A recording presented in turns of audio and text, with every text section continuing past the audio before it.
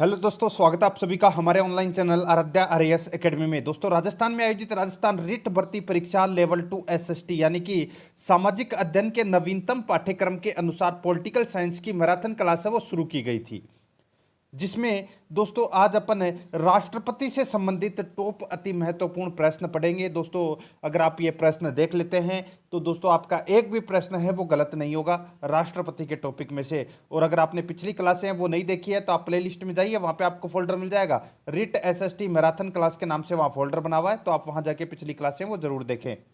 ये देखिए 2021 का सिलेबस है एसएसटी का, ठीक है, सामाजिक अध्ययन का। इसमें आप देखिए पॉलिटिकल साइंस में दोस्तों देखिए सरकार गठन एवं कार्य, इसके अंदर दोस्तों राष्ट्रपति का ये टॉपिक दे रखा है, ठीक है।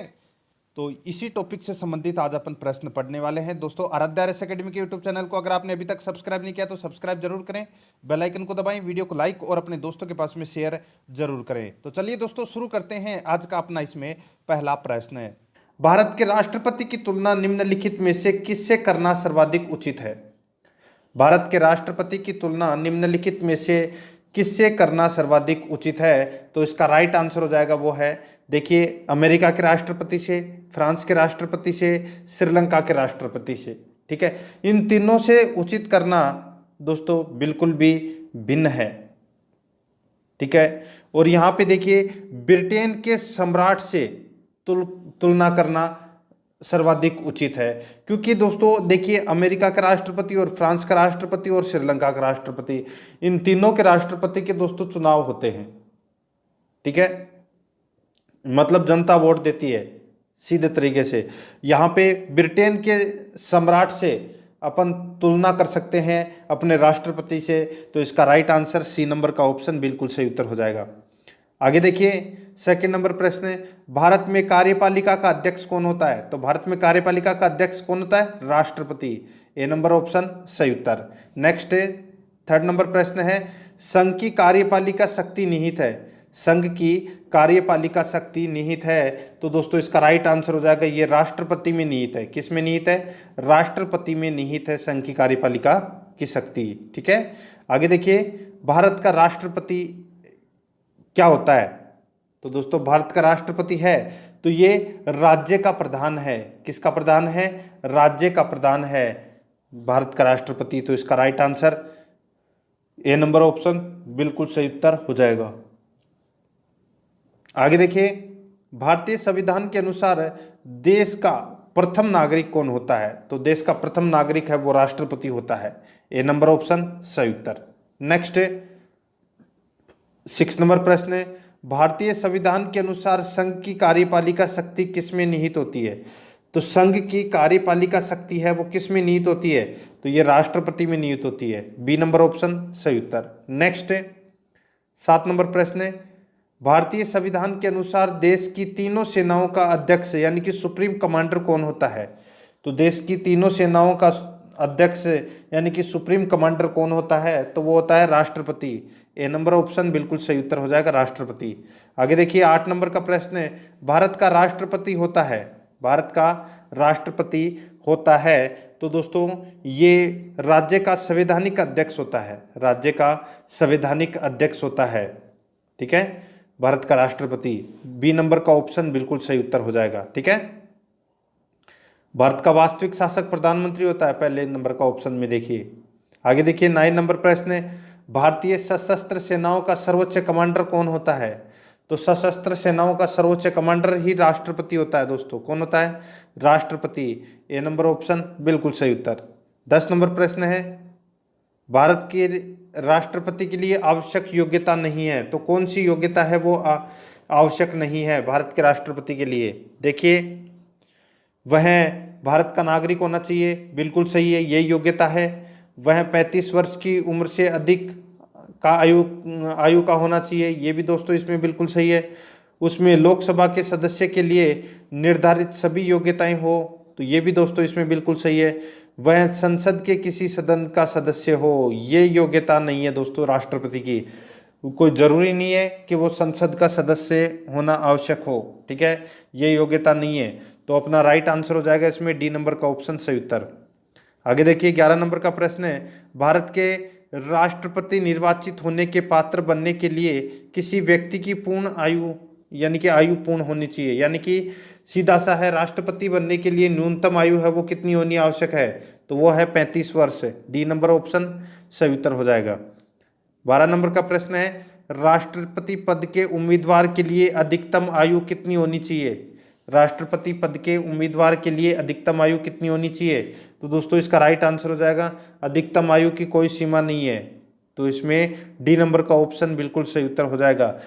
चाहे आप 108 साल के हो जाओ, चाहे आप 110 साल के हो जाओ, आप राष्ट्रपति के लिए पद के लिए उम्मीदवार हैं जब तक आप जिंदा है तब तक, ठीक है, लेकिन न्यूनतम आयु है वो आपकी 35 वर्ष होनी चाहिए, ठीक है।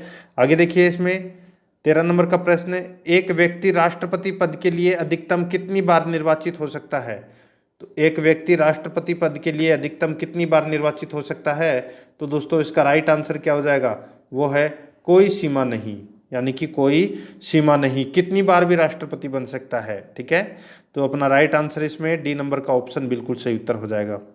आगे देखिए इसमें 14 नंबर का प्रश्न है, राष्ट्रपति का निर्वाचन किस प्रकार से होता है, राष्ट्रपति का निर्वाचन किस प्रकार से होता है, तो दोस्तों इसका राइट आंसर हो जाएगा वो है अप्रत्यक्ष रूप से, अप्रत्यक्ष रूप से राष्ट्रपति का निर्वाचन होता है, तो इसमें बी नंबर ऑप्शन बिल्कुल सही उत्तर हो जाएगा।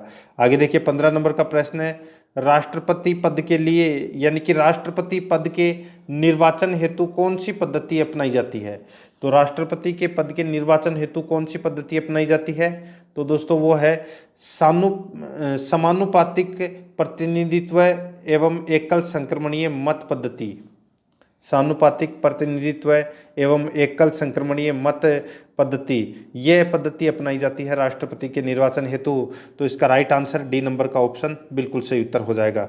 आगे देखिए इसमें 16 नंबर का प्रश्न है, राष्ट्रपति पद के चुनाव संबंधी विवाद राष्ट्रपति पद के चुनाव संबंधी विवाद को किसे निर्देशित किया जाता है, तो राष्ट्रपति पद के चुनाव से संबंधित विवाद हो जाता है तो उसको सुलटारा कौन करता है उसका, तो वो है सुप्रीम कोर्ट यानी कि उच्चतम न्यायालय। डी नंबर का ऑप्शन बिल्कुल सही उत्तर हो जाएगा इसका। आगे देखिए राष्ट्रपति के चुनाव के लिए यहाँ पे 17 नंबर प्रश्न है, राष्ट्रपति के चुनाव के लिए प्रस्तावक एवं अनुमोदकों की कम से कम कितनी संख्या होनी चाहिए, राष्ट्रपति के चुनाव के लिए प्रस्तावक एवं अनुमोदकों की कम से कम कितनी संख्या होनी चाहिए, तो ये संख्या होनी चाहिए दोस्तों 50-50, यानी कि 50 प्रस्तावक और 50 अनुमोदक होने आवश्यक है, तो इसका राइट आंसर इसमें सी नंबर का ऑप्शन सही उत्तर।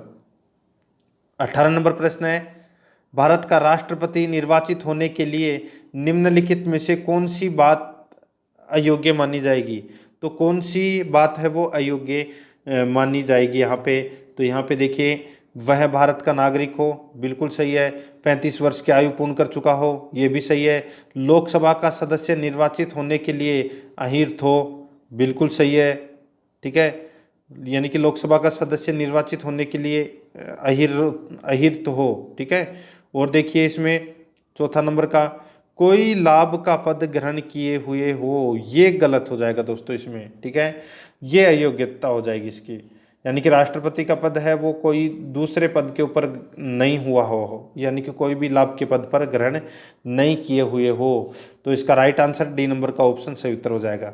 19 नंबर प्रश्न है, इसमें देखिए भारत में राष्ट्रपति का चुनाव किया जाता है, तो भारत में राष्ट्रपति का चुनाव किया जाता है तो वो एकल हस्तांतरित मत पद्धति द्वारा, एकल हस्तांतरित मत पद्धति द्वारा भारत में राष्ट्रपति का चुनाव किया जाता है। बी नंबर का ऑप्शन बिल्कुल सही उत्तर हो जाएगा। आगे देखिए 20 नंबर प्रश्न है, राष्ट्रपति पद का चुनाव संचालित किया जाता है, राष्ट्रपति पद का चुनाव संचालित किया जाता है, तो ये किया जाता है दोस्तों, इसका राइट आंसर हो जाएगा किसके द्वारा, तो ये है निर्वाचन आयोग द्वारा, निर्वाचन आयोग द्वारा राष्ट्रपति पद का चुनाव संचालित किया जाता है, ठीक है, तो अपना राइट आंसर इसमें सी नंबर ऑप्शन हो जाएगा। आगे देखिए इसमें 21 नंबर प्रश्न है, भारत में किसके चुनाव में आनुपातिक प्रतिनिधित्व चुनाव प्रणाली अपनाई जाती है? तो ये राष्ट्रपति के चुनाव में, ठीक है, ये प्रणाली अपनाई जाती है। तो इसका राइट आंसर हो जाएगा डी नंबर ऑप्शन सही उत्तर। नेक्स्ट 22 नंबर प्रश्न है, राष्ट्रपति चुनाव संबंधी मामले किसके पास भेजे जाते हैं? तो ये भेजे जाते हैं दोस्तों उच्चतम न्यायालय के पास में। किसके पास में?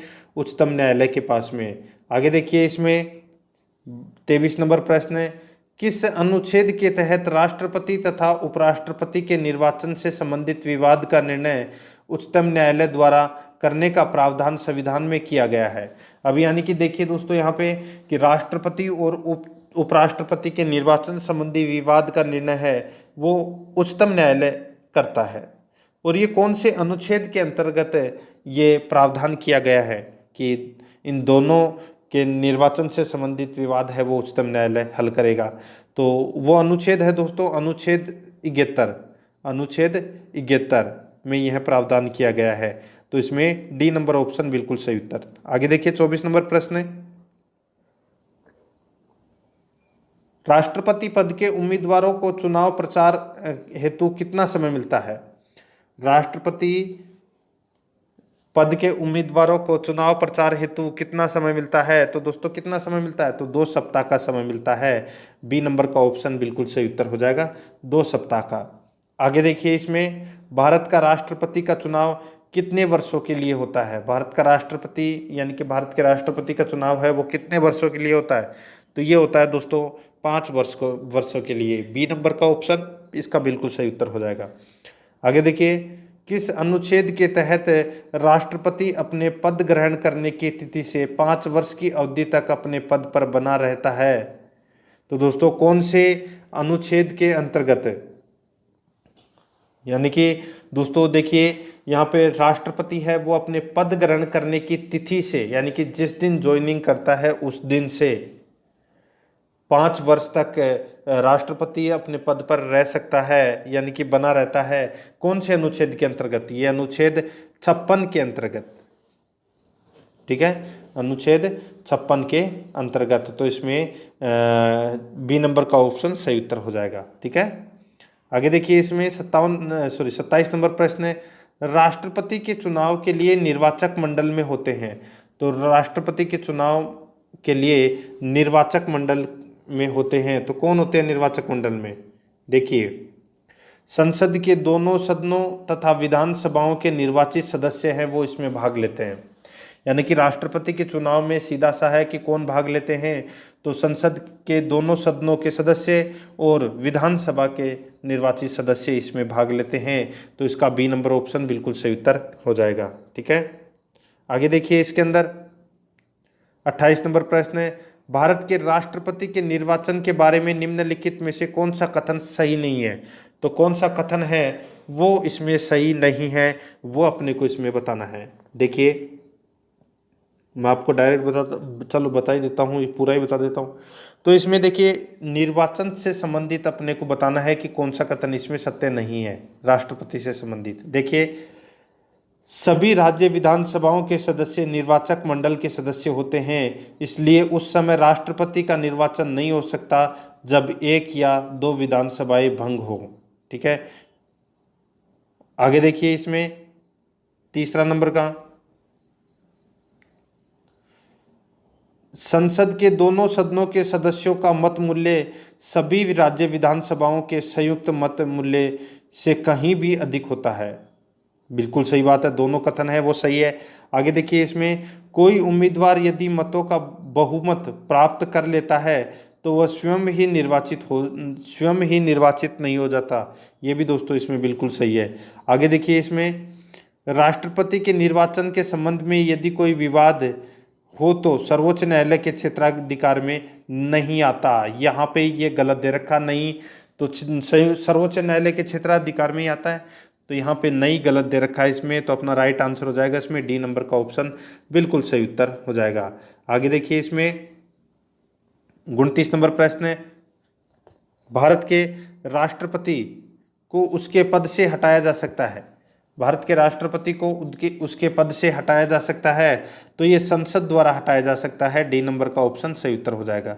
आगे देखिए भारत के राष्ट्रपति को पद से हटाने की प्रक्रिया, भारत के राष्ट्रपति को पद से हटाने की प्रक्रिया, तो कैसे हटा सकते हैं? तो संसद द्वारा महाभियोग पारित करके राष्ट्रपति को हटा सकते हैं। तो इसका राइट आंसर हो जाएगा इसमें, वो है डी नंबर का ऑप्शन बिल्कुल सही उत्तर। आगे देखिए, संविधान के उल्लंघन के लिए राष्ट्रपति के विरुद्ध अभियोग कार्यवाही किसमें शुरू की जा सकती है?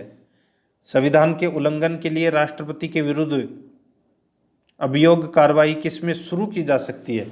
तो शुरू यानी कि जो अपने महाभियोग की जो प्रक्रिया है, ठीक है, वो किसमें शुरू की जा सकती है? तो संसद के कोई से भी सदन में की जा सकती है, यानी कि संसद के किसी भी सदन के द्वारा ये महाभियोग की प्रक्रिया है ये शुरू की जा सकती है। तो इसमें सी नंबर ऑप्शन सही उत्तर हो जाएगा। आगे देखिए, राष्ट्रपति को हटाया जा सकता है, तो कैसे हटाया जा सकता है? तो ये महाभियोग के द्वारा हटाया जा सकता है, डी नंबर ऑप्शन सही उत्तर।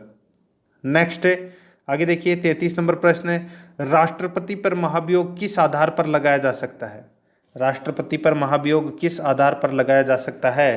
तो इसका राइट आंसर हो जाएगा, वो है दोस्तों, देखिए इसमें संविधान के अतिक्रमण करने पर, यानी कि संविधान का अतिक्रमण करने पर राष्ट्रपति पर महाभियोग लगाया जा सकता है। तो इसमें बी नंबर ऑप्शन बिल्कुल सही उत्तर हो जाएगा। आगे देखिए, राष्ट्रपति पर महाभियोग की प्रक्रिया किस देश के संविधान से ली गई है? यानी कि राष्ट्रपति पर महाभियोग की प्रक्रिया है ये किस देश के संविधान से ली गई है? तो ये ली गई है दोस्तों कहाँ से?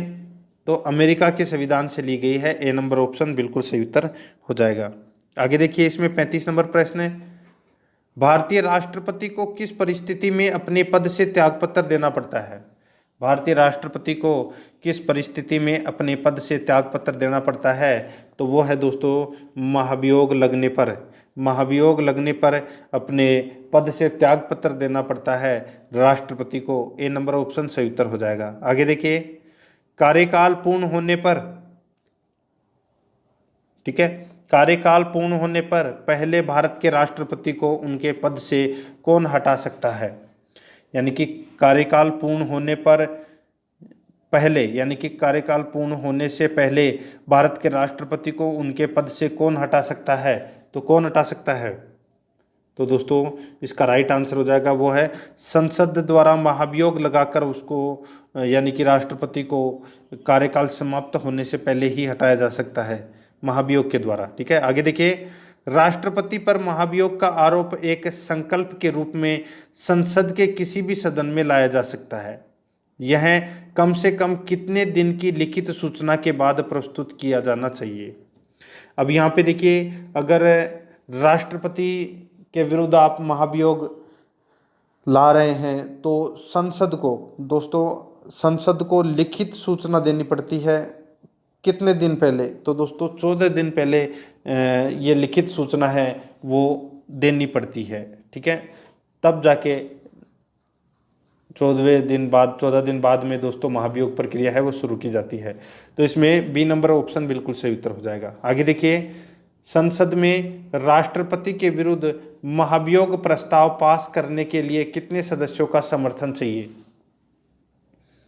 संसद में राष्ट्रपति के विरुद्ध महाभियोग प्रस्ताव पास करने के लिए कितने सदस्यों का समर्थन चाहिए? तो इसका राइट आंसर हो जाएगा, वो है सदन में कुल सदस्यों में से कम 2/3 सदस्य। सदन के कुल सदस्यों में से कम 2/3 सदस्य है वो अगर प्रस्ताव पास कर दे तो महाभियोग माना जाएगा और राष्ट्रपति को दोस्तों त्यागपत्र देना पड़ेगा।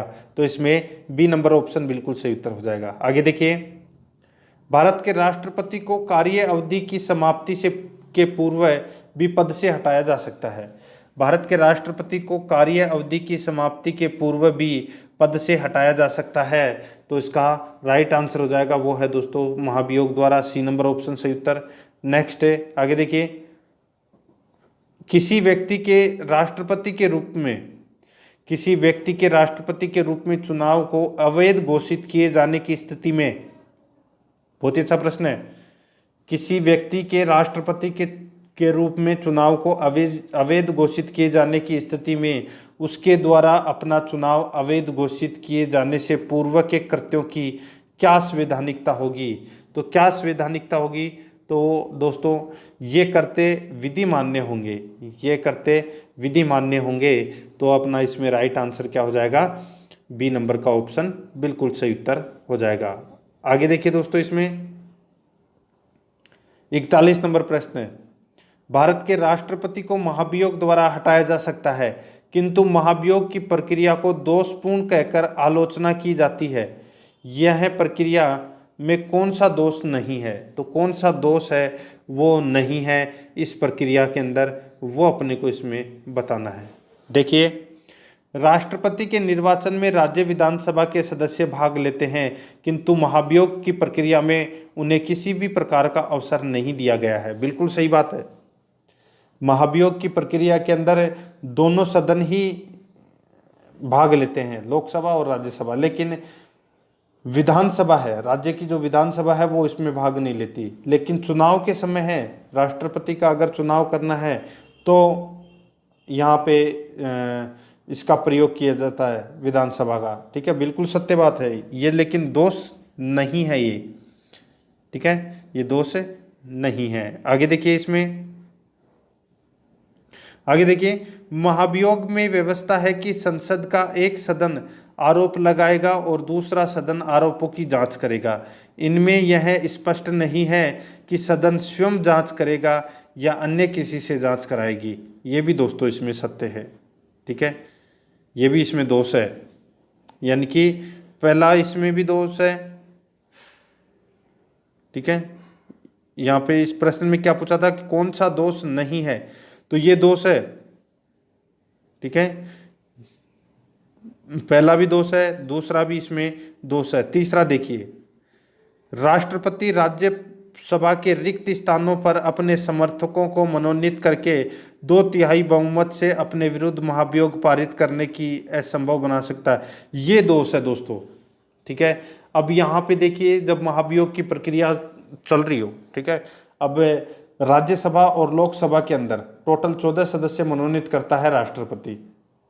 ठीक है, और वो अपनी इच्छा अनुसार मनोनीत करता है, यानी कि जिसको मनोनीत किया वो राष्ट्रपति को वोट तो देगा ही, सीधी सी बात है। ठीक है, तो ये इसमें एक चीज गलत दे रखा है। ठीक है, ये दोष है, दोष नहीं है ये वाला। ठीक है, देखिए, राष्ट्रपति को लोकसभा भंग करने का अधिकार है यदि उस पर आरोप लगाया जाए कि वह लोकसभा को भंग कर दे, तो जनता न कि संसद अभियोग लगाने वाली होगी। ठीक है, तो यहाँ पे इस प्रश्न का राइट आंसर हो जाएगा ये दोस्तों, इसमें दोष नहीं है। कौन सा, तो दोस्तों इसमें सी नंबर का ऑप्शन बिल्कुल सही उत्तर हो जाएगा इसका। ठीक है, अब यहाँ पे सी नंबर ऑप्शन बिल्कुल सही उत्तर हो जाएगा। और राष्ट्रपति के महाभियोग के अंदर जब राष्ट्रपति का दोबारा से निर्वाचन होता है तो ये जो मनोनीत सदस्य हैं वो उसमें भाग नहीं लेते, ये भी आपको याद रखना है। आगे देखिए, राष्ट्रपति को निम्नलिखित में से कौन पद और गोपनीयता की शपथ दिलाता है। राष्ट्रपति को निम्नलिखित में से कौन पद और गोपनीयता की शपथ दिलाता है, तो इसका राइट आंसर हो जाएगा वो है भारत का मुख्य न्यायाधीश। ए नंबर का ऑप्शन बिल्कुल सही उत्तर हो जाएगा। आगे देखिए, इसमें 43 नंबर प्रश्न है, राष्ट्रपति संविधान के किस अनुच्छेद के तहत भारत के मुख्य न्यायाधीश के समक्ष शपथ ग्रहण करता है। राष्ट्रपति संविधान के किस अनुच्छेद के तहत भारत के मुख्य न्यायाधीश के समक्ष शपथ ग्रहण करता है, तो इसका राइट आंसर क्या हो जाएगा, वो है अनुच्छेद 60। अनुच्छेद 60, बी नंबर का ऑप्शन बिल्कुल सही उत्तर हो जाएगा, अनुच्छेद 60। आगे देखिए, मुख्य न्यायाधीश की अनुपस्थिति में राष्ट्रपति किसके समक्ष शपथ लेता है। मुख्य न्यायाधीश की अनुपस्थिति में राष्ट्रपति किसके समक्ष शपथ लेता है, तो इसका राइट आंसर हो जाएगा वो है दोस्तों इसमें सर्वोच्च न्यायालय का वरिष्ठ न्यायाधीश। सर्वोच्च न्यायालय का वरिष्ठ न्यायाधीश है, डी नंबर ऑप्शन बिल्कुल सही उत्तर हो जाएगा। आगे देखिए, यदि राष्ट्रपति और उपराष्ट्रपति दोनों देश से बाहर हो तो उस स्थिति में उनके कार्यभार का ग्रहण कौन करेगा। ये प्रश्न दोस्तों काफी बार परीक्षा में पूछा जा चुका है। यदि राष्ट्रपति भी नहीं हो और उपराष्ट्रपति भी नहीं हो तो राष्ट्रपति के जो कार्यभार का, यानी कि जो कार्य का जो निर्गमन है वो कौन करेगा? तो वो करेगा दोस्तों सर्वोच्च न्यायालय का मुख्य न्यायाधीश। अगर मान लो राष्ट्रपति भी नहीं है और उपराष्ट्रपति भी नहीं है और सर्वोच्च न्यायालय का मुख्य न्यायाधीश भी नहीं है, तब राष्ट्रपति के कार्यों का निर्वहन कौन करेगा? तो वो है दोस्तों सर्वोच्च न्यायालय का वरिष्ठतम न्यायाधीश है, वो राष्ट्रपति के कार्यों का निर्वहन करेगा। तो इसमें सी नंबर ऑप्शन सही उत्तर हो जाएगा। नेक्स्ट 46 नंबर प्रश्न है, भारत का राष्ट्रपति अपना त्याग पत्र किसे संबोधित करता है? तो अपना त्याग पत्र है वो दोस्तों किसे संबोधित करता है? सॉरी, यहाँ पे देखिए न्याय पत्र है, त्याग पत्र नहीं है। यहाँ पे देखिए, सॉरी न्याय पत्र नहीं, त्याग पत्र ही है ये, त्याग, ठीक है, त्याग पत्र। यहाँ पे देखिए दोस्तों, राष्ट्रपति अपना त्याग पत्र है वो किसे देता है? तो उपराष्ट्रपति को। और उपराष्ट्रपति अपना त्याग पत्र किसे देता है? तो राष्ट्रपति को। यानी कि दोनों एक दूसरे को क्या करते हैं? त्याग पत्र देते हैं। तो इसका राइट आंसर इसमें बी नंबर का ऑप्शन बिल्कुल सही उत्तर हो जाएगा, उपराष्ट्रपति। आगे देखिए, राष्ट्रपति के त्याग पत्र की सूचना उपराष्ट्रपति किसको देता है? राष्ट्रपति के त्याग पत्र की सूचना उपराष्ट्रपति किसको देता है? तो ये देता है दोस्तों लोकसभा अध्यक्ष को। लोकसभा अध्यक्ष को तुरंत सूचना देगा कि राष्ट्रपति ने मेरे को त्याग पत्र दे दिया है, ठीक है। आगे देखिए, इसमें 48 नंबर प्रश्न है, एक ही समय में यदि राष्ट्रपति और उपराष्ट्रपति दोनों का पद रिक्त हो जाए तो राष्ट्रपति के कर्तव्यों का निर्वहन कौन करेगा? एक ही समय में यदि राष्ट्रपति और उपराष्ट्रपति दोनों का पद रिक्त हो जाए तो राष्ट्रपति के कर्तव्यों का निर्वहन कौन करेगा? तो इसका राइट आंसर हो जाएगा वो है भारत का मुख्य न्यायाधीश। बी नंबर का ऑप्शन बिल्कुल सही उत्तर हो जाएगा, भारत का मुख्य न्यायाधीश। आगे देखिए, यदि मृत्यु, त्यागपत्र अथवा हटाए जाने की स्थिति में भारत के राष्ट्रपति का पद रिक्त हो जाए तो उस पद का कार्यभार कौन संभालेगा? तो सीधा सा है भाई, राष्ट्रपति की मृत्यु या त्यागपत्र कुछ भी हो गया हो तो उसके कार्य को कौन संभालेगा? तो वो है उपराष्ट्रपति। तो इसमें बी नंबर ऑप्शन बिल्कुल सही उत्तर हो जाएगा। आगे देखिए, इसमें 50 नंबर प्रश्न है, जब राष्ट्रपति की मृत्यु, त्यागपत्र या उसको हटा दिया जाता है या अन्य कारणों से दोस्तों कर्तव्यों को नहीं निभा सकता तो उपराष्ट्रपति है वो कितने समय तक राष्ट्रपति के रूप में कार्य करता है? तो वो है दोस्तों 6 माह तक। 6 माह तक, यानी कि डी नंबर का ऑप्शन सही उत्तर हो जाएगा। 6 माह तक दोस्तों उपराष्ट्रपति है वो राष्ट्रपति के पद पर कार्य करता है। 6 माह में राष्ट्रपति चुनना बहुत आवश्यक है। तो इसमें डी नंबर ऑप्शन सही उत्तर हो जाएगा। आगे देखिए, निम्नलिखित में से कौन से राष्ट्रपति पूर्व में केंद्रीय गृह मंत्री थे? तो कौन से राष्ट्रपति है वो पूर्व में, यानी कि पहले है वो केंद्रीय गृह मंत्री रह चुके हैं? तो उनका नाम है दोस्तों ज्ञानी जैल सिंह। ज्ञानी जैल सिंह, ये सबसे कम पढ़े लिखे थे। इनका नाम है ज्ञानी जैल सिंह और ये सबसे कम पढ़े लिखे थे, ठीक है। तो इसका राइट आंसर बी नंबर का ऑप्शन सही उत्तर हो जाएगा। आगे देखिए, भारत के राष्ट्रपति निर्वाचित होने से पूर्व निम्न में से कौन उपराष्ट्रपति नहीं थे?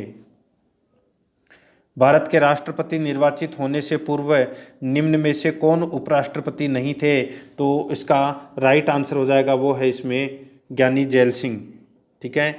ज्ञानी जैल सिंह है वो राष्ट्रपति बनने से पहले उपराष्ट्रपति नहीं बने थे, ठीक है। ये केंद्रीय गृह मंत्री थे। तो इसमें डी नंबर ऑप्शन सही उत्तर हो जाएगा। आगे देखिए, इसमें सीधा सा बहुत ही अच्छा प्रश्न है, भारत के चौथे राष्ट्रपति थे, कौन थे, क्या नाम था? तो वो है वीवी गिरी। ए नंबर का ऑप्शन बिल्कुल सही उत्तर हो जाएगा। नेक्स्ट है, सबसे लंबे समय तक भारत के राष्ट्रपति रहे तो कौन रहे? तो दोस्तों डॉक्टर राजेंद्र प्रसाद ये भारत के सबसे लंबे समय तक राष्ट्रपति रहे थे। ए नंबर का ऑप्शन बिल्कुल सही उत्तर हो जाएगा। आगे देखिए, 55 नंबर प्रश्न है, भारत का राष्ट्रपति चुने जाने वाले प्रथम गैर कांग्रेसी उम्मीदवार कौन थे? भारत का राष्ट्रपति चुने जाने वाले प्रथम गैर कांग्रेसी उम्मीदवार कौन थे? तो इसका राइट आंसर हो जाएगा वो है दोस्तों इसमें वीवी गिरी। ए नंबर का ऑप्शन बिल्कुल सही उत्तर हो जाएगा, वीवी गिरी। आगे देखिए, 56 नंबर प्रश्न है, भारतीय राष्ट्रपति के सर्वसम्मति से चुने जाने का अभी तक एकमात्र उदाहरण है? भारतीय राष्ट्रपति के सर्वसम्मति से चुने जाने का अभी तक एकमात्र उदाहरण है, तो वो कौन सा है? तो वो है दोस्तों इसमें डॉक्टर नीलम संजीव रेड्डी। नीलम संजीव रेड्डी ये दोस्तों भारतीय राष्ट्रपति के सर्वसम्मति से चुने जाने वाले अभी तक एकमात्र उदाहरण है, Neelam Sanjiva Reddy. D number option बिल्कुल सही उत्तर हो जाएगा। आगे देखिए इसमें 57 नंबर प्रश्न है, निम्नलिखित में से कौन कभी भारत का राष्ट्रपति नहीं रहा? तो यहाँ पे देखिए कौन भारत का राष्ट्रपति नहीं रहा। यहाँ पे देखिए doctor S Radhakrishnan, doctor Zakir Hussain, ज्ञानी जैल सिंह, ये तीनों है ये भारत के राष्ट्रपति रह चुके हैं। सी राजगोपालाचारी ये बहुत दोस्तों भारत के राष्ट्रपति है, वो नहीं रहे थे। ठीक है, तो इसका राइट आंसर इसमें डी नंबर का ऑप्शन बिल्कुल सही उत्तर हो जाएगा। आगे देखिए 58 नंबर प्रश्न है, स्वतंत्र भारत के प्रथम राष्ट्रपति कौन थे? तो स्वतंत्र भारत के प्रथम राष्ट्रपति थे doctor Rajendra Prasad. B number option बिल्कुल सही उत्तर हो जाएगा। आगे देखिए निम्नलिखित में से कौन लगातार 2 बार राष्ट्रपति रहे थे? तो लगातार 2 बार राष्ट्रपति हैं वो कौन रहे थे? तो दोस्तों देखिए डॉक्टर राजेंद्र प्रसाद। डॉक्टर राजेंद्र प्रसाद है ये लगातार 2 बार राष्ट्रपति के पद पर इन्होंने कार्य किया था। आगे देखिए इसमें 60 नंबर प्रश्न है, भारतीय संविधान का कौन सा अनुच्छेद राष्ट्रपति पद के लिए पुनः निर्वाचक की योग्यताएं निर्धारित करता है? ठीक है, देखिए 56 में तो क्या है कार्यकाल, ठीक है, और 57 में क्या है? तो दोस्तों योग्यता। ठीक है, तो याद रखना अनुच्छेद 56 में कार्यकाल और 57 में योग्यता। तो इस प्रश्न का राइट आंसर क्या हो जाएगा? वो है इसमें अनुच्छेद 57 यानी कि डी नंबर का ऑप्शन बिल्कुल सही उत्तर हो जाएगा। अनुच्छेद 57 इसमें क्या है? योग्यता, राष्ट्रपति की क्या क्या योग्यताएं हैं वो इसमें बताई गई है। आगे देखिए इसमें 61 नंबर प्रश्न है, जनता पार्टी के शासन के दौरान भारत के राष्ट्रपति थे। जनता पार्टी के शासन के दौरान भारत के राष्ट्रपति थे तो कौन थे? तो दोस्तों एन संजीव रेड्डी। एन संजीव रेड्डी यानी कि नीलम संजीव रेड्डी। तो इसमें बी नंबर ऑप्शन बिल्कुल सही उत्तर हो जाएगा। आगे देखिए भारत के किस राष्ट्रपति की मृत्यु कार्यकाल पूरा करने से पूर्व ही हो गई थी? यानी कि अपने को उस राष्ट्रपति का नाम बताना है जिनकी कार्यकाल समाप्त होने से पूर्व ही उनकी मृत्यु हो गई। तो उनका नाम था दोस्तों doctor Zakir Hussain. C number का ऑप्शन बिल्कुल सही उत्तर हो जाएगा, डॉक्टर जाकिर हुसैन। ठीक है, आगे देखिए इसमें 63 नंबर प्रश्न है, भारतीय संघ के प्रतिरक्षा बलों का सर्वोच्च समादेश निम्नलिखित में से किस में निहित होता है? निम्नलिखित में से किस में निहित होता है? तो इसका राइट आंसर हो जाएगा वो है दोस्तों किस में? तो राष्ट्रपति में। तो सीधा सा है, तीनों सेनाओं का जो प्रमुख होता है वो राष्ट्रपति होता है। बी नंबर ऑप्शन सही उत्तर। आगे देखिए निम्नलिखित में से भारत का राष्ट्रपति किसकी नियुक्ति नहीं करता है? तो भारत का राष्ट्रपति है वो किसकी नियुक्ति नहीं करता? तो वो है दोस्तों उपराष्ट्रपति की नियुक्ति है वो भारत का राष्ट्रपति नहीं करता। प्रधानमंत्री, राज्यपाल, मुख्य निर्वाचन आयुक्त, इन तीनों की नियुक्ति दोस्तों भारत का राष्ट्रपति करता है। ठीक है, तो इसका right answer A number option बिल्कुल सही उत्तर हो जाएगा। आगे देखिए इसमें 65 नंबर प्रश्न है, निम्नलिखित में से किसकी नियुक्ति भारत का राष्ट्रपति करता है? तो किसकी नियुक्ति भारत का राष्ट्रपति करता है? तो इसका राइट आंसर हो जाएगा वो है दोस्तों देखिए भारत का महान्यायवादी, नियंत्रक एवं महालेखा परीक्षक, एक राज्य का राज्यपाल। ठीक है, इन तीनों की नियुक्ति दोस्तों राष्ट्रपति के द्वारा की जाती है। तो इस प्रश्न का राइट आंसर हो जाएगा उपरोक्त सभी। डी नंबर का ऑप्शन बिल्कुल सही उत्तर हो जाएगा। आगे देखिए केंद्रीय मंत्रिमंडल के मंत्रियों की नियुक्ति कौन करता है? केंद्रीय मंत्रिमंडल के मंत्रियों की नियुक्ति कौन करता है? तो इसका राइट आंसर हो जाएगा वो है प्रधानमंत्री की सलाह पर राष्ट्रपति करता है। प्रधानमंत्री की सलाह पर राष्ट्रपति करता है। तो इसमें सी नंबर ऑप्शन सही उत्तर हो जाएगा। आगे देखिए निम्नलिखित में से किसकी नियुक्ति भारत के राष्ट्रपति द्वारा नहीं होती है? तो किसकी नियुक्ति भारत के राष्ट्रपति द्वारा नहीं होती? तो यहाँ पे देखिए लोकसभा अध्यक्ष। लोकसभा अध्यक्ष की नियुक्ति दोस्तों लोकसभा सदस्य द्वारा की जाती है। यहाँ पे राष्ट्रपति का कोई रोल ही नहीं है। भारत के मुख्य न्यायाधीश, सेना प्रमुख, इन दोनों की नियुक्ति राष्ट्रपति द्वारा की जाती है। तो इसका राइट आंसर हो जाएगा ए नंबर ऑप्शन, बिल्कुल सही उत्तर है। यानी कि लोकसभा अध्यक्ष की नियुक्ति राष्ट्रपति द्वारा नहीं की जा सकती है। आगे देखिए, भारत के राष्ट्रपति की मर्जी तक निम्नलिखित में से कौन अपने पद पर बना रह सकता है।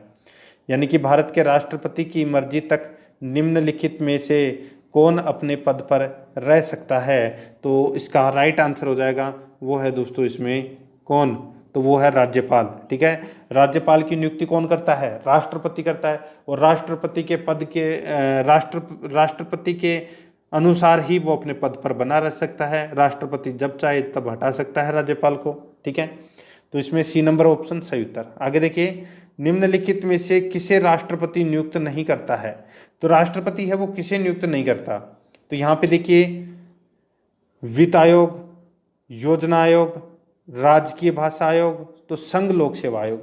यहाँ पे योजना आयोग है, ये दोस्तों एक संवैधानिक इकाई नहीं है। ठीक है, तो इसकी जो नियुक्ति है वो दोस्तों राष्ट्रपति नहीं करता है। बाकी तीनों की नियुक्ति, वित्त आयोग, राजकीय भाषा आयोग और संघ लोक सेवा आयोग, इन तीनों की नियुक्ति दोस्तों राष्ट्रपति करता है। तो इसमें बी नंबर ऑप्शन सही उत्तर हो जाएगा। आगे देखिए, वित्त बिल के लिए किसकी पूर्व स्वीकृति आवश्यक है। वित्त बिल के लिए किसकी पूर्व स्वीकृति आवश्यक है। तो इसका राइट आंसर हो जाएगा, वो है दोस्तों इसमें भारत के राष्ट्रपति की। तो इसमें सी नंबर ऑप्शन बिल्कुल सही उत्तर हो जाएगा। आगे देखिए, किसी भी अभियुक्त की फांसी की सजा को बदलने या कम करने का अधिकार किसे दिया गया है। तो किसी अभियुक्त की फांसी की सजा बदलने या कम करने का अधिकार किसे दिया गया है। तो ये दिया गया है दोस्तों राष्ट्रपति को। ठीक है, तो इसमें ए नंबर ऑप्शन बिल्कुल सही उत्तर हो जाएगा, राष्ट्रपति को। आगे देखिए, राष्ट्रपति द्वारा संसद के दोनों सदनों के लिए कुल कितने सदस्यों को नामित किया जा सकता है। तो कुल कितने सदस्यों को नामित किया जा सकता है राष्ट्रपति द्वारा संसद के दोनों सदनों के लिए, कुल कितने सदस्यों को नामित किया जा सकता है। तो दोस्तों टोटल 14 सदस्य नामित करता है। ठीक है, ए नंबर ऑप्शन बिल्कुल सही उत्तर। आगे देखिए, इसमें 12 राज्यसभा में और 2 लोकसभा में। आगे देखिए, भारत के राष्ट्रपति को यह अधिकार प्राप्त नहीं है कि वह न्यायालय के न्यायाधीश को हटाए। ये अधिकार दोस्तों राष्ट्रपति के पास में नहीं है। ठीक है, क्षमा करने का है, आपातकाल की घोषणा करने का है, अध्यादेश जारी करने का है, लेकिन न्यायाधीश को हटाने का अधिकार है वो राष्ट्रपति के पास नहीं है। तो इसमें बी नंबर ऑप्शन सही उत्तर हो जाएगा। आगे देखिए, किसी विधि के प्रश्न पर सर्वोच्च न्यायालय से परामर्श लेने का अधिकार किसको है। तो दोस्तों 143 यानी कि आर्टिकल 143 के तहत राष्ट्रपति है वो सर्वोच्च न्यायालय के मुख्य न्यायाधीश से परामर्श ले सकता है, परंतु उस परामर्श को मानने के लिए राष्ट्रपति बाध्य नहीं है। तो यहाँ पे इसका राइट आंसर हो जाएगा बी नंबर का ऑप्शन, बिल्कुल सही उत्तर, राष्ट्रपति। आगे देखिए, अभी मैंने आपको बताया 75 नंबर प्रश्न में देखिए क्या है, भारतीय संविधान का कौन सा अनुच्छेद राष्ट्रपति को उच्चतम न्यायालय से परामर्श करने की शक्ति प्रदान करता है। अभी बताया था मैंने, अनुच्छेद 143, सी नंबर का ऑप्शन बिल्कुल सही उत्तर हो जाएगा। आगे देखिए 76 नंबर प्रश्न है, संसद का अधिवेशन बुलाने का काम है। तो संसद का अधिवेशन बुलाने का काम किसका है। तो ये है राष्ट्रपति का। तो इसमें डी नंबर ऑप्शन सही उत्तर हो जाएगा, राष्ट्रपति। आगे देखिए, राष्ट्रपति को कौन सहाय्य एवं मंत्रणा देता है। तो राष्ट्रपति को कौन सहाय्य एवं मंत्रणा देता है। तो वो है संघीय मंत्रिपरिषद। डी नंबर ऑप्शन बिल्कुल सही उत्तर हो जाएगा। आगे देखिए, भारत के राष्ट्रपति ने आर्थिक संकट की घोषणा कब की थी। भारत के राष्ट्रपति ने आर्थिक संकट की घोषणा है वो कब की थी। तो ये की थी दोस्तों कब। तो इसका राइट आंसर हो जाएगा वो है दोस्तों कभी नहीं, यानी कि आर्टिकल 360। आर्टिकल 360 का अभी तक एक बार भी प्रयोग नहीं किया गया है। तो इस प्रश्न का राइट आंसर डी नंबर का ऑप्शन कभी नहीं। नेक्स्ट 79 नंबर प्रश्न है, इसमें देखिए, विदेशों को भेजे जाने वाले विभिन्न संसदीय प्रतिनिधिमंडलों के लिए व्यक्तियों का नामांकन निम्नलिखित में से कौन करता है। दोबारा देखिए, विदेशों को भेजे जाने वाले विभिन्न संसदीय प्रतिनिधिमंडलों के लिए व्यक्तियों का नामांकन निम्नलिखित में से कौन करता है। तो दोस्तों कौन करता है। तो वो करता है राष्ट्रपति। सी नंबर ऑप्शन बिल्कुल सही उत्तर हो जाएगा। 80 नंबर प्रश्न है, इसमें देखिए, भारत के निम्नलिखित में से किस मुख्य न्यायाधीश ने कुछ समय तक भारत के राष्ट्रपति के रूप में कार्य किया? भारत के निम्नलिखित में से किस मुख्य न्यायाधीश ने कुछ समय तक भारत के राष्ट्रपति के रूप में कार्य किया? तो दोस्तों उनका नाम था एम हिदायतुल्ला, यानी कि न्यायमूर्ति एम हिदायतुल्ला। इन्होंने राष्ट्रपति के रूप में कार्य किया हुआ है। तो इसमें डी नंबर का ऑप्शन बिल्कुल सही उत्तर हो जाएगा। आगे देखिए 81 नंबर प्रश्न है, बहुत ही अच्छा प्रश्न है। निम्नलिखित में से कौन राष्ट्रपति का कार्य नहीं है? तो दोस्तों कौन सा इसमें राष्ट्रपति का कार्य नहीं है वो अपने को बताना है दोस्तों इसमें, ठीक है। देखिए यहाँ पे लोकसभा का सत्र बुलाना ये राष्ट्रपति का कार्य है, लोकसभा का विघटन करना ये भी राष्ट्रपति का कार्य है, लोकसभा का सत्रावसान करना ये भी राष्ट्रपति का कार्य है, ठीक है। अब बचा अपने पास चौथा, यानी कि किसी सत्र के अंतर्गत लोकसभा की बैठक आहूत करना, ये दोस्तों राष्ट्रपति का कार्य नहीं है। तो इसका right answer D number option हो जाएगा। आगे देखिए, विदेशी देशों के सभी राजदूतों का कमिश्नरों के प्रत्यय पत्र किसके द्वारा प्राप्त किए जाते हैं? विदेशी देशों के सभी राजदूतों का कमिश्नरों के प्रत्यय पत्र किसके द्वारा प्राप्त किए जाते हैं? तो इसका राइट आंसर हो जाएगा वो है राष्ट्रपति के द्वारा। सी नंबर का ऑप्शन सही उत्तर हो जाएगा। नेक्स्ट 83 नंबर प्रश्न है, राष्ट्रपति किस विधेयक को पुनर्विचार के लिए नहीं लौटा सकता? राष्ट्रपति किस विधेयक को पुनर्विचार के लिए नहीं लौटा सकता? तो वो है धन विधेयक। तो इसमें सी नंबर का ऑप्शन बिल्कुल सही उत्तर हो जाएगा, धन विधेयक, ठीक है। धन विधेयक को दोस्तों वापस नहीं लौटा सकता। आगे देखिए, यदि राष्ट्रपति द्वारा किसी विधेयक को पुनर्विचार के लिए लौटाया जाता है तो वह किस वीटो का प्रयोग करता है? तो वह कौन सा वीटो का प्रयोग करता है, ठीक है। तो ये वो दोस्तों निलंबनकारी वीटो का प्रयोग करता है, निलंबनकारी वीटो का प्रयोग करता है, ठीक है। तो इसमें बी नंबर का ऑप्शन बिल्कुल सही उत्तर हो जाएगा। जेबी वीटो का मतलब क्या होता है कि यहाँ पे लौटा तो दिया, यानी कि किसी विधेयक को निलंबनकारी वीटो के तहत लौटा दिया वापस। अब जेबी वीटो के अंदर वो लौटाता भी नहीं है और उसको पास भी नहीं करता, ठीक है, अपने पास पड़ा रखता है, वो होता है जेबी वीटो। तो इसका right answer B number option हो जाएगा। आगे देखिए, राष्ट्रपति निम्न में से किस सूची के विषय पर अध्यादेश जारी कर सकता है?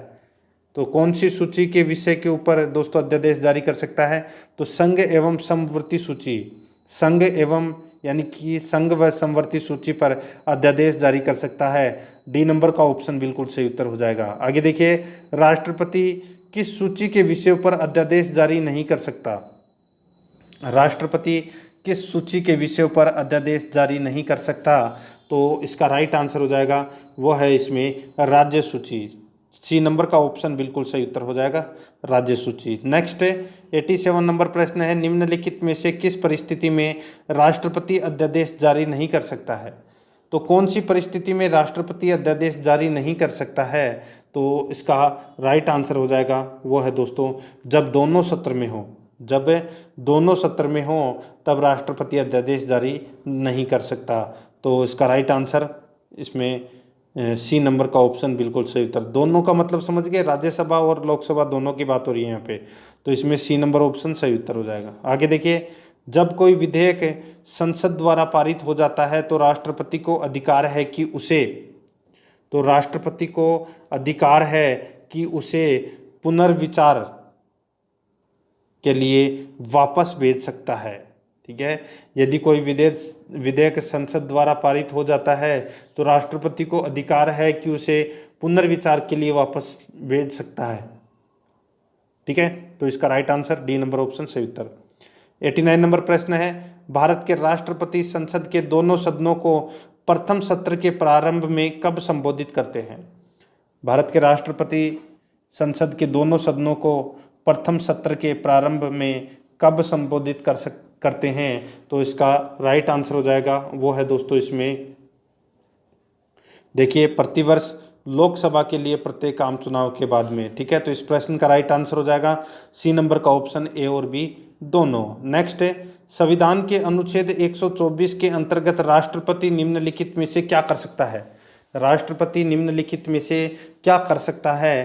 तो इसका राइट आंसर हो जाएगा वो है दोस्तों इसमें सर्वोच्च न्यायालय के न्यायाधीशों की नियुक्ति। ठीक है, यानी कि अनुच्छेद 124 के अंतर्गत राष्ट्रपति है वो सर्वोच्च न्यायालय के न्यायाधीशों की नियुक्ति कर सकता है। तो इसमें बी नंबर ऑप्शन बिल्कुल सही उत्तर हो जाएगा। 91 नंबर प्रश्न है, इसमें देखिए, किसी मृत्युदंड पाए अपराधी को समाधान करने की शक्ति निम्नलिखित में से किसको प्राप्त है? तो ये किसको प्राप्त है ये शक्ति? तो ये केवल राष्ट्रपति को प्राप्त है।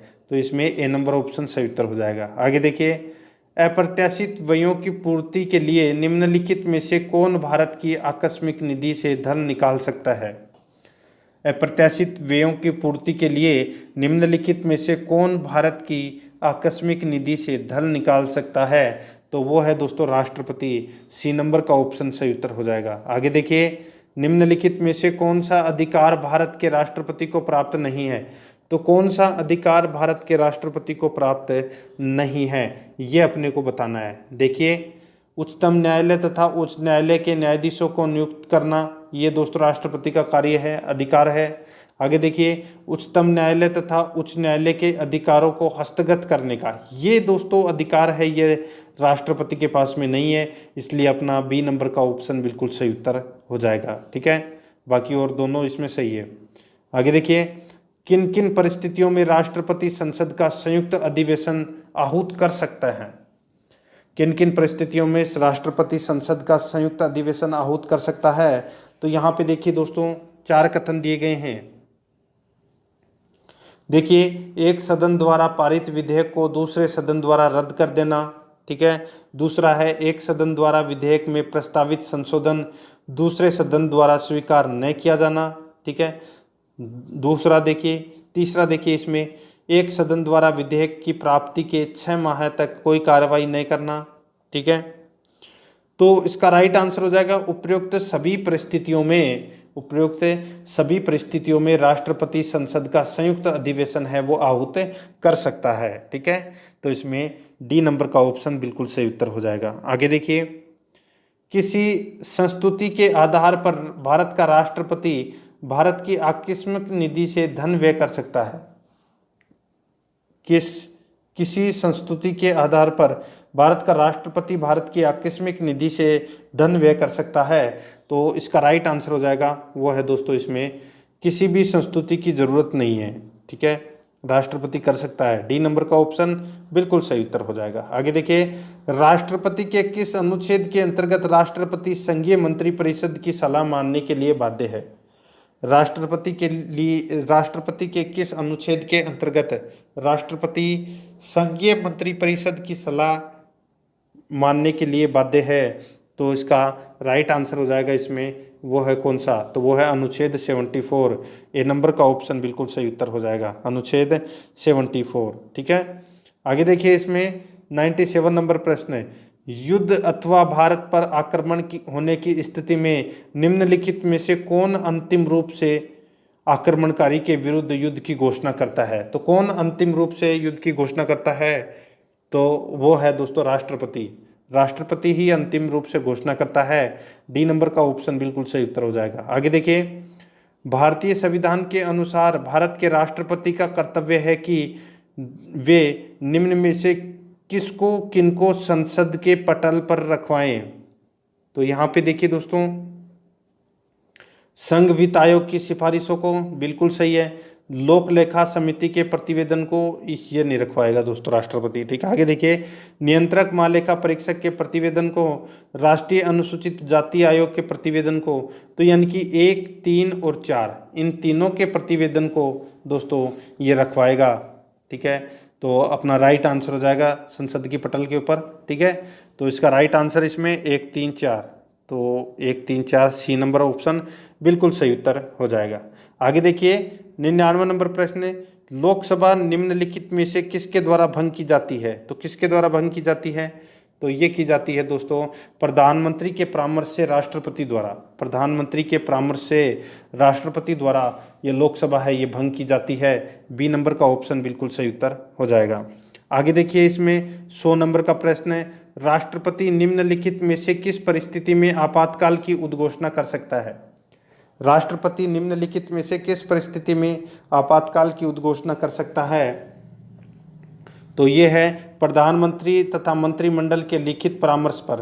प्रधानमंत्री तथा मंत्रिमंडल के लिखित परामर्श पर दोस्तों आपातकाल की उद्घोषणा कर सकता है। तो इसका बी नंबर ऑप्शन बिल्कुल सही उत्तर हो जाएगा। ये दोस्तों आज मैंने आपको जो टॉप 100 प्रश्न करवा दिए हैं राष्ट्रपति से संबंधित। तो दोस्तों आज अपन ने राष्ट्रपति से संबंधित अति महत्वपूर्ण प्रश्न है वो पढ़ लिए हैं। कल अपन प्रधानमंत्री एवं मंत्रिपरिषद से संबंधित प्रश्न पढ़ेंगे। तो दोस्तों अगर आपने पिछली क्लासें वो नहीं देखी है तो आप प्ले लिस्ट में जाइए, वहाँ पे आपको फोल्डर मिल जाएगा रीट SST मैराथन क्लास के नाम से, वहाँ फोल्डर बना हुआ है। तो आप वहाँ जाके पिछली क्लासें वो जरूर देखें और आराध्या RS अकेडमी के यूट्यूब चैनल को सब्सक्राइब जरूर करें, बेल आइकन को दबाएं, वीडियो को लाइक और अपने दोस्तों के पास में शेयर जरूर करें। मिलते हैं दोस्तों नेक्स्ट वीडियो में। जय हिंद, जय भारत।